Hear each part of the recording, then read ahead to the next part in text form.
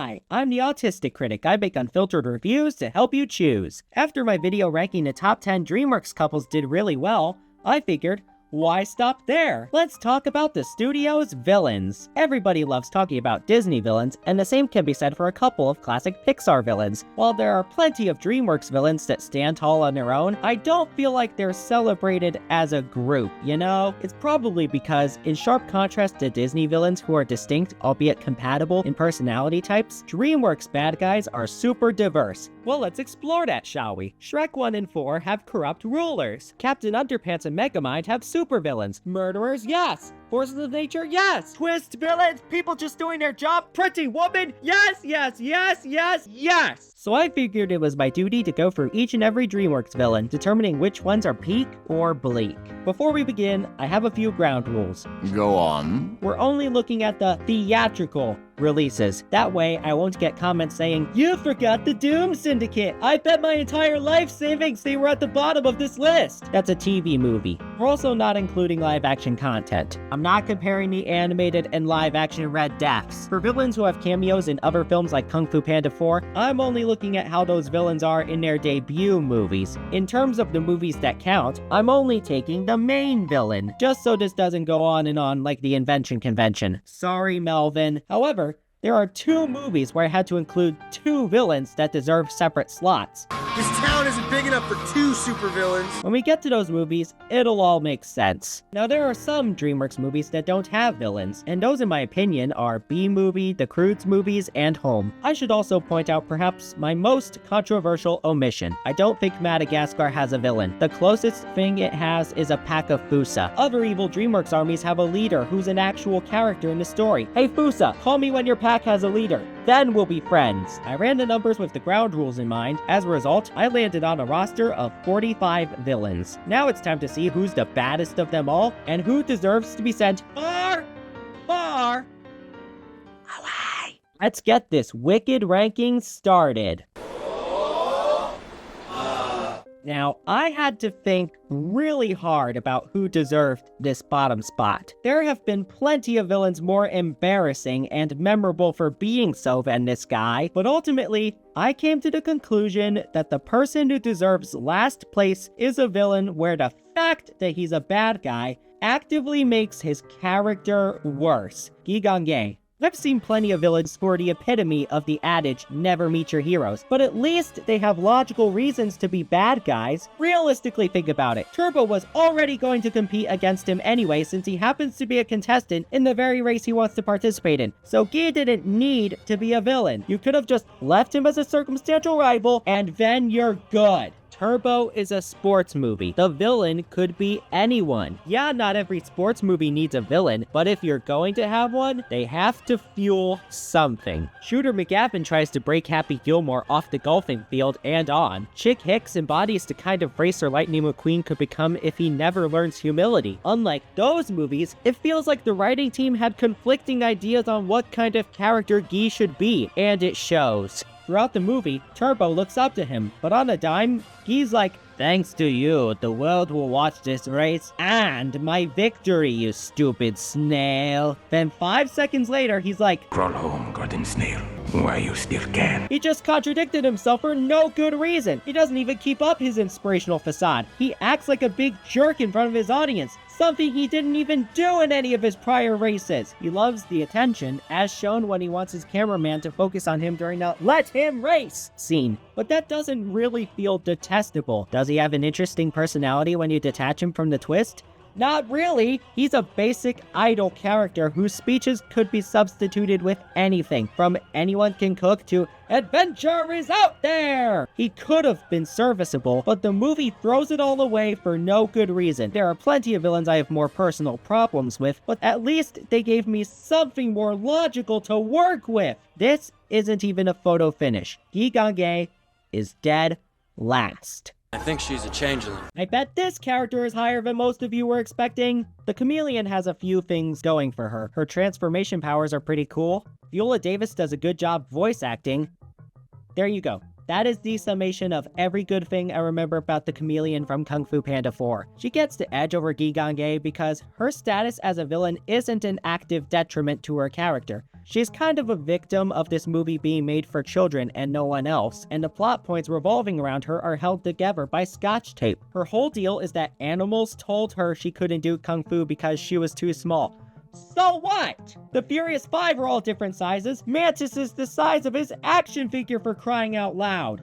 Oh, and in the third act, the movie suddenly remembers it started with a mystery surrounding Tai Lung's apparent return. So she summons villains and Kung Fu masters we don't know to steal their chi. Okay, so then what would she do after? I kinda don't get her plan. DreamWorks clearly saw the appeal of Spider-Man No Way Home and tried to play its villain game without understanding why it worked. The Chameleon gets worse for me the longer I think about her, just like the movie she came from. Sorry to kick Kung Fu Panda 4 while it's down, it's just too easy. Banished and exiled and practically starving. If there's anybody I can safely say is nobody's favorite DreamWorks villain, it would have to be Chef from Trolls. She's a good main threat, but she's not memorable. I don't think your average guy on the street could remember who the main villain of Trolls 1 is, even with $1 billion prize on the line. This lady was the Bergen's royal chef and guarded a troll tree, but when all, or as the third movie revealed, most of the trolls escaped, she was banished from Bergen Town. She spent 20 years looking for trolls in order to get her honor back, and eventually succeeded. Then things get a little muddled for her character. She bosses Bridget around, and she's plotting to usurp the throne, which she never even puts in any effort in trying to do. She's the only Bergen who's not convinced by Poppy's speech about happiness. I laugh at the part where she's like, "He who controls trolls controls the kingdom, and I am not he." And Bluefy asks her, "You're a dude?" So she squeezes lemon juice in his eyes. That's hilarious. So yeah, this is as high as I can put Chef. Some scenes with this character go hard. Christine Baranski really hams it up, but good voice acting can only carry this character so far. In terms of Trolls villains, we can get better from here. And I don't need to talk about the second movie because I'm only including theatrical releases. And Trolls World Tour isn't that. However, we still have a long way to go before we can get to the really good villains. I prefer Prince Charming to Prince Alarming. In fourth to last, we have the worst Shrek villain, Prince Charming. Let's be honest with ourselves. In Shrek 2, long after her son's introduction in the prologue, Fairy Godmother established herself as capable, whereas Charming came far too late to rescue Fiona. How would someone like that be useful to her? Hold up, I feel like I got something wrong in my notes. This isn't the movie Prince Charming is the worst villain in. Oh yeah, I found the other two Shrek things he was in. Far, Far Away Idol and Scared Shrekless. You call him a villain in these? He's hardly making cameos! And one of those appearances is just a spooky story. There, he's nothing but a figment of Donkey's imagination! Wait, that still doesn't seem right. What else did this guy show up in? Although restricting myself to main villains should rule out sidekicks, Prince Charming counts because he's the main villain of Shrek the Third. I'll start out with a few compliments. His motivations add up as a progression from Shrek 2. In both movies, he believes he's entitled to be the next king of Far, Far Away. Plus, he lost his mom, so it makes narrative sense for him to return. Anyway, now for why he falls flat. Shrek the Third constantly undermines Charming. I'm not saying he was super competent or mature in Shrek 2, but at least there, he was a pawn in Fairy Godmother's manipulations to destroy Shrek and Fiona's marriage. His role made him feel more menacing than he really is. In the very first scene of Shrek the Third, he's a washed-up actor working at a dinner theater and gets interrupted by children's birthday parties while performing. As a result, it's almost impossible to take him seriously. Let's be fair, a lot of openly mean people can come off as laughable rather than threatening, but I don't think that should affect how I feel about the main villain of this movie. It checks out for Charming to get an army and usurp the throne, but he doesn't stop there. He wants to murder Shrek by staging a horrendous musical and executing him in front of the audience. Don't get me wrong, the garish songwriting and his singing don't help,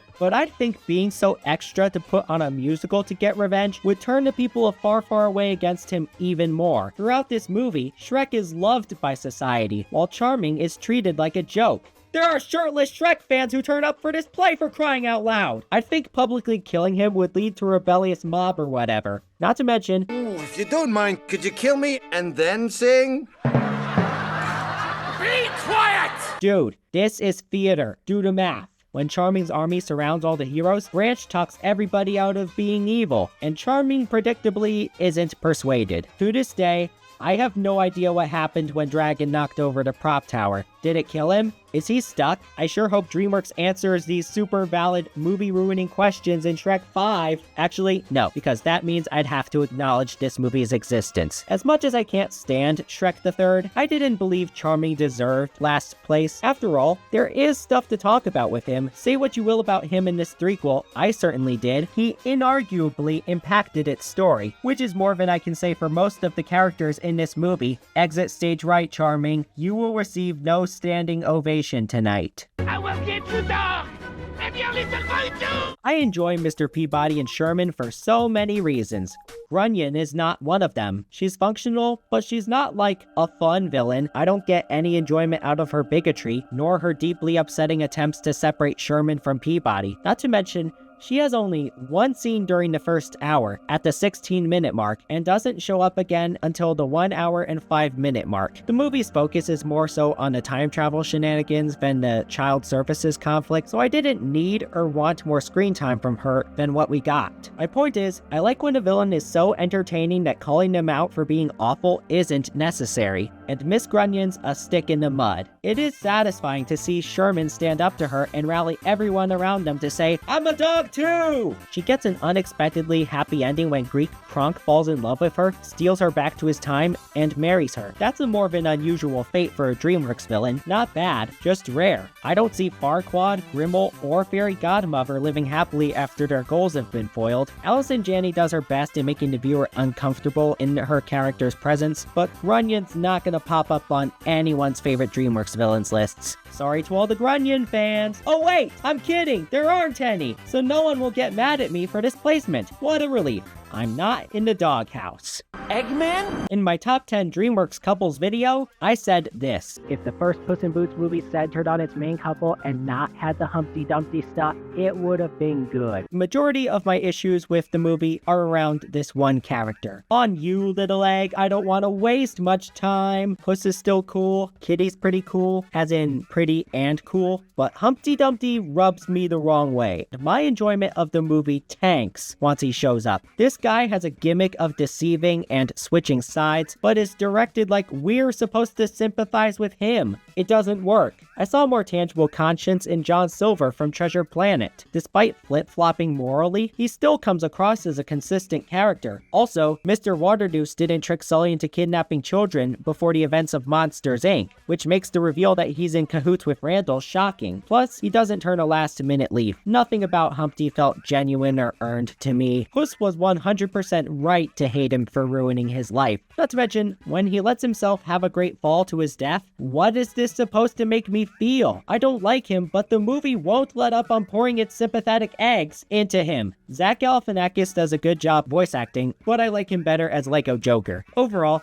despite having one scene that goes hard and doing so much to drive the conflict, Humpty's just not a cool or entertaining villain to watch. He's certainly a more effective antagonist than the Chameleon or Gagné, but this is about as high as I can put him. I am out for Yolk when I see him, so get him out of my sight! She's a killer queen. The goal of this ranking is total objectivity from the movies. For the purposes of this list, it doesn't matter that How to Train Your Dragon 1 is my favorite DreamWorks movie. In terms of villains, we have to include the Red Death on this list, since it's the root of the bloodshed between the Vikings and dragons. To this day, how do I know that's the name of this dragon since they never say it in the movie? I feel like Kevin Hart in Jumanji 2017 when he spouts zoological facts and then shouts, How do I know that? It's hard to say much about the Red Death because it's more so a force of nature that our heroes have to contend with than a character. This would be like if you made the main threat of Empire Strikes Back the Minox. Yeah, they're scary, you need to watch out for them, but do you really care about them as characters? Not really. When you meet the Red Death, the movie effectively establishes why this dragon is in charge, why everyone follows its orders, and what it wants from the others all at once. It definitely deserves to rank higher than the characters I have significant problems with, but there are plenty of evil animals on this list who get marginally more personality. I don't think this dragon is anyone's favorite part of the original movie, but there's nowhere to go but up. I love you, random citizen.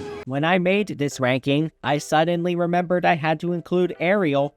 from a movie in 2023. Who? Spoilers for Ruby Gillman if you care, which honestly, you really shouldn't. So our first impression of Chelsea Vanderzee is she's the new girl at school and has adoring fans, is showered with roses, and walks on people like stairs. I don't care how hyperactive this world is, this would never happen. She even says, Love you too, rando! "How dare you hippify Metro Man's words?" But according to the Constitution, hippify is not a word. Darn you, Charles Coatsworth Pickney! After this, she's gone for like 36 minutes. Ruby's grandma explains that mermaids are power-hungry, vain, and want a trident to destroy Kraken kind. Out of nowhere, we find out Chelsea is a mermaid, and she rescues Ruby from a boat captain voiced by Lord & Miller's Abe Lincoln. They start bonding, and it's mildly cute.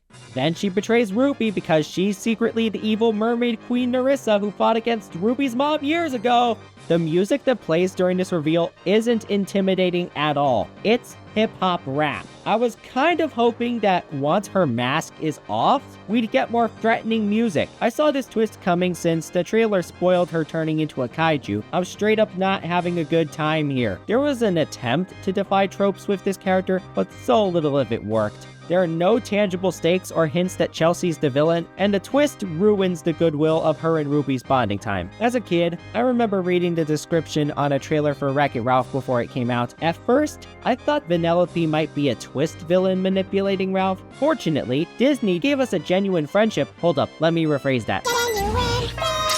And a real bad guy who was obviously villainous, but his identity was the twist. If Vanellope was a twist villain, this entire friendship we just watched would have been a complete waste of time. Speaking of time, I watched Ruby Gillman the night Daylight Savings ended last year, so I got back the time I wasted watching this movie! Nerissa accomplishes a couple decently intimidating things, and her facade was fairly charming. Had these been separate characters, both could have been good. The pieces were here, and DreamWorks sank them. Don't be like me. Save yourself from this movie before you're a poor, unfortunate soul. Let this be a lesson to all you ants. Ideas are very dangerous things. Wow, it didn't take us very long to get to the original DreamWorks villain, General Mandible. This guy is part of an ant colony where its populace is divided into two occupations, worker or soldier. Mandible is the leader of the army, willing to send soldiers on a suicide mission against termites, and the colony's princess is betrothed to him, but doesn't like him. As expected, the main ant, Z, falls for her, and he doesn't like that. Z also unintentionally starts a social uprising after passing himself off as a war ant, and Mandible tries to quell it. In terms of compliments, the late Gene Hackman gave a cutting voice to this character. The way this guy talks is just so gritty. I think he had one funny line, and it's when he learns that only Z survived the suicide mission. Damn. Good. Damn good. That was well played. He's not the worst villain, but he's about as standard as you can possibly get. For the majority of the movie, Antz, the threat of him is pretty inactive. If I can't think of a single thing I love about a villain, that's a sign that there's no justification in ranking them any higher than where I did. No parents! I enjoy Jeff Goldblum, but the villain of Boss Baby 2 is probably one of his obscure roles. I mean, does anyone remember his name? It's Dr. Irwin Armstrong, by the way. This elderly school principal is shaping up kids to not need parents during their childhood. Why? Because he's not actually elderly. He's a baby genius who outgrew his parents and ran away, and now he wants to make sure kids have no parents. Whoa. Is this what would have happened if Jimmy Neutron never got over getting grounded on Retroland's opening night? Yeesh. In other words, he thinks everyone deserves the chance to cry. His methods feel very roundabout and a little hypocritical. Babies without parents would never last in the world as long as those with them. I'll give Boss Baby 2 credit for not being a rehash of the first movie. They did some new stuff with this guy, and I'll get to his predecessor soon. However, just because it's not a rehash doesn't mean it's great.